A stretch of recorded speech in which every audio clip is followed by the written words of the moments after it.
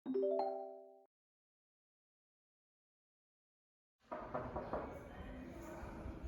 dok ya.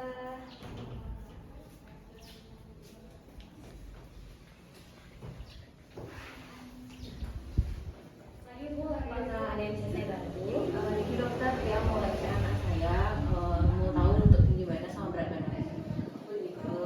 Baik, kalau begitu di sini saya akan melakukan pemeriksaan mulai dari nanti diukur berat badannya terlebih dahulu dan tinggi badannya terlebih dahulu.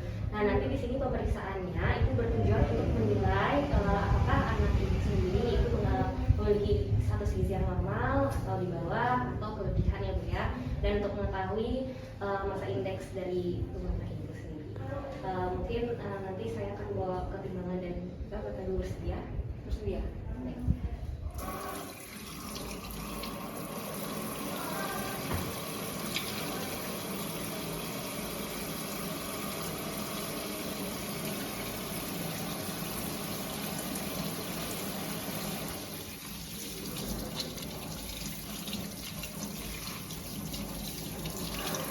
Silakan naik ke timbangan.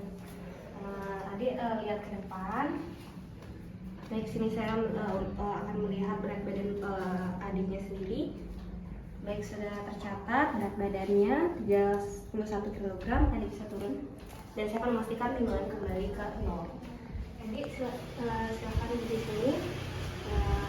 Di sini sudah terdapat misal tes yang sudah ditempelkan pada dinding dengan rapat. Adik bisa tolong berdiri di depan misal tesnya. Ya, dengan posisi tumit, bokong, pundak dan kepala agak sedikit menempel pada tembok. Dan di sini saya akan mengukur dengan exercise. Dan baik, sudah tercatat tinggi badan pasien 137 cm. Baik, tadi bisa. Baik, selanjutnya saya akan melakukan pemeriksaan lingkar lengan atas atau lila pada pasien. Yang pertama kali yang saya lakukan adalah saya akan menentukan titik di mana saya akan melakukan pengukuran lingkar lengan atas dengan cara mencari titik tengah antara tonjolan tulang bahu dan juga siku pada pasien. Dan saya akan memilih tangan yang non dominan pada pasien. Adik sekarang posisinya bisa tegak lurus, bisa lurus, bisa berdiri dengan tegak, dan tangannya bisa diluruskan seperti ini ya. Relax saja ya, jangan terlalu kaku, dan tangannya mohon jangan di kepala ya, ya, dibuka aja. Nanti saya akan melakukan pengukuran dari tonjolan bahu sampai dengan tonjolan siku. Lalu saya akan mencari titik tengahnya. Setelah titik tengah ditemukan, saya akan melakukan pengukuran lingkar lengan atas. Angkat sedikit.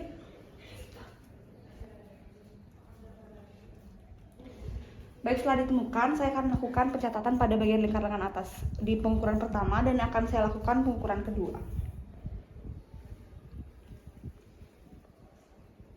Setelah dilakukan pengukuran sebanyak 2 kali, ditemukan bahwa lingkar lengan atas pasien adalah 23 cm. Baik, yang terakhir, sekarang saya akan melakukan pemeriksaan lingkar perut pada pasien. Nah, Dek, sekarang kan saya akan melakukan pemeriksaan lingkar perut. Nanti selama pemeriksaan mungkin saya akan minta Adik untuk buka bajunya. Adik nggak apa-apa? Apa perlu di ruang tertutup apa nggak apa-apa di sini? Di sini ya. Boleh dibuka Adik bajunya?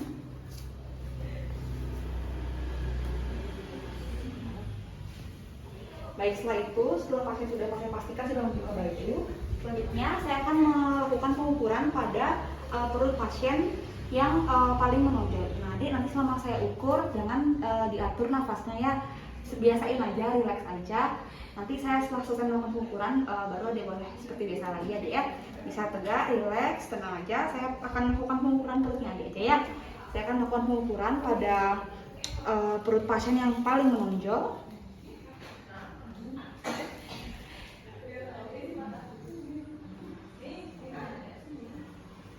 Baik, lingkar perut pertama ditemukan, selanjutnya saya akan melakukan pengukuran kedua untuk pada akhirnya menjadi rata-rata antara 2 kali pengukuran lingkar perut yang saya lakukan.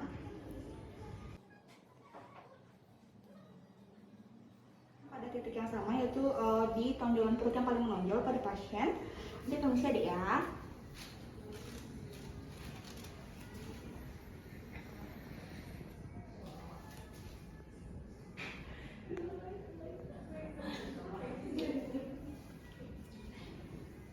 Baik, lingkar perut pasien yang kedua sudah ditemukan. Setelah saya melakukan 2 kali pengukuran pada lingkar perut pasien, selanjutnya saya akan melakukan rata-rata antara 2 pengukuran yang sudah saya gunakan, yang sudah saya ukur tadi, sehingga ditemukan lingkar perut pasien adalah 62 cm. Setelah mendapatkan berat badan dan tinggi badan pasien, kita akan melakukan penghitungan IMT dengan cara menghitung berat badan dibagi dengan tinggi badan pasien dalam meter dikuadratkan, sehingga kita dapatkan IMT pasien adalah 16,5. Lalu untuk menentukan status gizi pasien, kita menggunakan kurva CDC yang dikhususkan untuk anak laki-laki berusia 2 sampai dengan 20 tahun, yaitu kurva Body Mass Index for Age Percentiles. Pertama, kami akan melakukan penandaan pada usia pasien yaitu di usia 10 tahun. Setelah itu, kami juga akan melakukan penandaan pada IMT pasien yaitu di 16,5. Setelah itu, kami akan menarik garis lurus dari titik IMT pasien yaitu 16,5 hingga sejajar dengan usia pasien. Setelah sudah selesai membuat garis lurus, kami akan membuat garis tegak lurus dengan garis pertama yang kami buat, lalu persimpangannya kami berikan tanda. Persimpangan antara IMT dengan usia pasien kami temukan berada pada persentil 50. Karena pasien berusia di atas 2 tahun, maka kami menggunakan indikator IMT per umur karena disebabkan oleh masa pertumbuhan tulang dan komposisi tubuhnya yang berbeda sesuai dengan usia dan jenis kelamin. Berdasarkan dengan klasifikasi status gizi menurut indikator IMT per umur, pasien berada di healthy weight atau berat badan yang sehat karena berada pada persentil 50.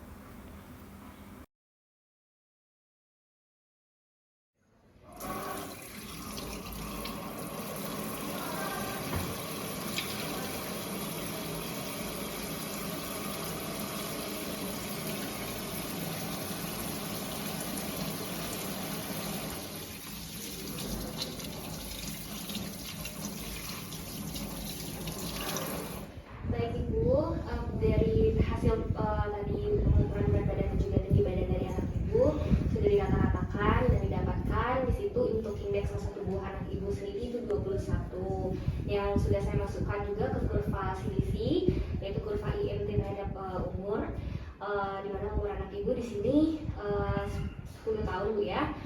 Didapatkan bahwa di situ persentilnya 25 yang menandakan bahwa anak indeks massa tubuh anak Ibu itu normal. Nanti saya sarankan untuk tetap selalu menjaga nutrisinya dengan baik ya. Terima kasih.